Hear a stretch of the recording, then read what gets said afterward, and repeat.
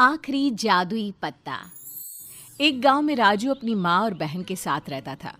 वो लोग किसी तरह गरीबी में दिन काट रहे थे। ऐसे ही दशहरे का दिन आ जाता है। माँ, आज सारे बच्चे मेले में जा रहे हैं। अगले साल हम भी चलेंगे। राम भी अपने पापा के साथ मेले में जा रहा है। मेरे पापा कहाँ हैं माँ? वो कब आएंगे? तेरे पापा विदेश गए हैं बेटा, आ जाएंगे एक दिन। मैंने तो आज तक नहीं देखा उनको। अच्छा चलो जाओ, ये पैसे ले लो और जाकर सब्जी ले आओ तो। मैं कहीं नहीं जाऊंगा। ये कहकर राजू कमरे में चला गया। अब कैसे बताऊं इसको कि इसका बाप एक कायर था, जिम्मेदारियों से भागता था, पूरे परिवार को गरीबी में छोड़कर चला गया। माँ क्या हुआ, आप क्यों दुखी हो?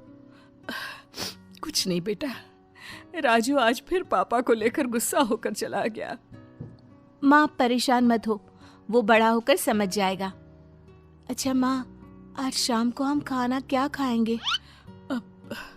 जाती हूँ मैं अभी तेरी ताई जी के घर, लौटते वक्त सब्जी लेकर आती हूँ। माँ, हम लोगों के पास अच्छा खाना और घर कब होगा? तभी राजू आता है। जब हमारे पापा आएंगे। चुप हो जा राजू। मैं जा रहा हूँ। कहाँ? मैं खेलने जा रहा हूँ। राजू बाहर चला जाता है। पूनम अपनी जिठानी के यहाँ काम करने चली जाती है और कावेरी घर के काम करने लगती है। राजू अपने दोस्तों के पास पहुँचता है जहाँ सब लड़के बैठे हुए थे। अरे राजू, तू मेले में आएगा ना? नहीं। अरे ये कहाँ से आएगा? इसके तो पापा ही नहीं है। मेरे पापा विदेश गए हैं। अरे तेरे पापा भाग गए हैं। मेरे पापा बताते हैं वो भाग गए हैं। राजू इस बात पर गुस्सा हो जाता है और वहाँ मारपीट हो जाती है। सब लड़के मिलकर राजू को मारते हैं और उसकी गरीबी का मजाक उड़ाकर चले जाते हैं। राजू रोता हुआ जंगल की ओर जाता है। वो एक पेड़ के नीचे बैठ जाता है। हे भगवान, भगवान मेरे पापा कब आएंगे? हम कब अमीर होंगे? कब? सब मेरे पापा और गरीबी को लेकर मजाक उड़ाते हैं। राजू रोते रोते सो जाता है। अचानक उसकी आंख खुलती है। अंधेरा होने वाला होता है।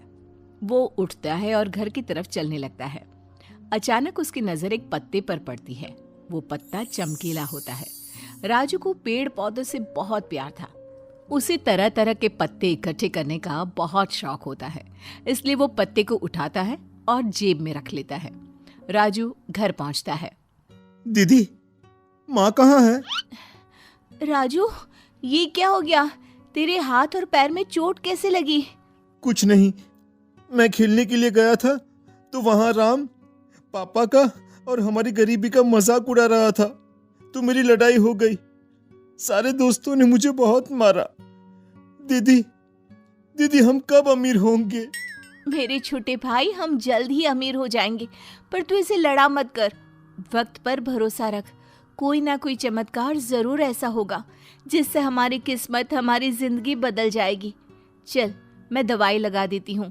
कावेरी राजू को दवा लगा रही होती है कि अचानक पूनम भी आ जाती है और वो राजू की चोट देखकर घबरा जाती है। हाय राजू, ये क्या हो गया? माँ परेशान मत हो, कुछ नहीं हुआ है। माँ, बहुत तेज भूख लगी है। देख, तेरी ताई जी ने ये कुछ खाना दिया है, लिया प्लेट और खा ले। रात को खाना खाकर तीनों लोग सो जाते हैं। राजू उठ, माँ काम पर चली गई है, कुछ पैसे देकर गई है, जा थोड़ी सी सब्जी लेकर आना। राजू उठता है, अपनी पैंट पहनता है, वो जेब में पैसे रखता है। वो सब्जी लेकर लौट रहा होता है कि अचानक उसकी नज़र हलवाई की दुकान पर पड़ती है। वहाँ पर खड़े बच्चों को समोसे और मिठाई खाते हुए देखता है और मन महसूस कर सोचता है कि काश मेरे पास भी पैसे होते तो मैं भी ये मिठाई और समोसे खा पाता और अपनी माँ और बहन के लिए भी लेकर जा सकता। अचानक वो अपनी जेब में हाथ डालता है। अरे, मेरे पास ये पैसे कैसे आए? मैं तो सारे पैसे की सब्जी खरीद के लाया था। राजू इस बात पर ज्यादा ध्यान नहीं देता और चुपचाप वहां से अपनी माँ, बहन और अपने लिए समोसे और मिठाई खरीद लेता है। वो खुशी खुशी घर पहुंचता है। दीदी, दीदी देखो मैं क्या लाया हूँ। क्या लाया है? मैं समोसे और मिठाइयाँ लाया हूँ। ये कहाँ से लेकर आया? जल्दी से बता। तेरे को सब्जी लाने को कहा था ना? तू सब्जी की जगह उन पैसों से ये खरीद कर ले आया। तभी पूनम भी आ गई। पूनम ने जब ये देखा तो पूनम ने भी राजू को बहुत डांटा। खैर, थोड़ी देर में सब कुछ ठीक हो जाता है और तीनों सो जाते हैं। अगले दिन जब तीनों लोग उठते हैं तो माँ, भूख लग रही है, कुछ खाने को दे दो ना। बेटा, अभी काम पर जा रही हूँ, देखती हूँ शाम तक कुछ मिलता है तो लेकर आती हूँ। खाने के लिए इस समय तो घर में कुछ नहीं। काश हमारे घर में भी दाल और चावल होता। देखो, अगर किचन में थोड़ा बहुत खाना पड़ा हो तो तुम दोनों बनाकर खा लेना। कावेरी किचन की तरफ जाती है और अचानक भागती हुई वापस आती है। माँ, ये देखिए, दाल और चावल के दोनों डब्बे भरे हुए हैं। ये कैसे हो सकता है? पूरे डब्बे भरे हो? ऐसा तो कभी नहीं हुआ। उस रात राजू ने एक सपना देखा। राजू, मैं वन परी हूँ। तुम पेड़ पौधों का इतना ध्यान रखते हो, इसलिए खुश होकर मैंने तुम्हें ये जादुई पत्ता दिया है।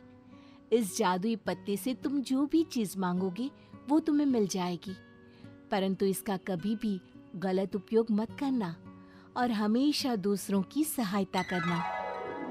राजू सुबह उठकर अपने माँ और बहन को बताता है तो तीनों खुश हो जाते हैं। धीरे धीरे उनके घर में किसी भी चीज की कमी नहीं रहती। ये देखकर उनके अड़ोस पड़ोस वाले भी जलने लगते हैं। राजू अब दूसरों की भी मदद करना शुरू कर देता है। एक रात वो लोग सो रहे होते हैं, अचानक कोई दरवाजा खटकाता है। तीनों थोड़ा डर जाते हैं। पूनम उठकर दरवाजा खोलती है। आप? पिताजी, आप? हाँ, मैं। पूनम, मुझे अपनी गलती का एहसास हो गया है। मैं तुम लोगों के पास वापस आ गया हूं।